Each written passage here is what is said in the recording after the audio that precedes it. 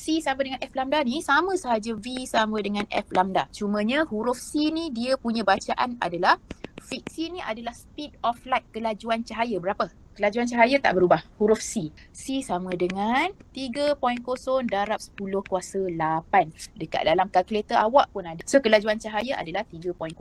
Maksudnya bila dalam formula ni dia tak akan tanya laju. Dia tak akan tanya hal laju V sama dengan berapa. Tapi dia akan guna formula C sama dengan F lambda. Sama sahaja, bezanya huruf C dia dah memang fix. Awak terus masukkan 3 darab 10 kuasa 8. Okay, settle. So ciri-ciri gelombang elektromagnet ni apa? Dia adalah transverse wave. Dia adalah gelombang yang melintang. Jadi dia diperbuat daripada apa? Dia diperbuat daripada pada puncak dan lembangan. Dan dia tak perlukan apa? Dia tak perlukan apa-apa medium untuk dia nak transfer energi.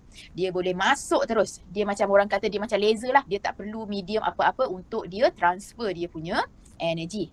Electromagnetic wave ni juga dia akan mengalami apa? Reflection, refraction, diffraction, pembelauan dan juga interference. Okay, so gelombang elektromagnet ni dia paling popular dengan spectrum of electromagnetic wave. Wajib hafal.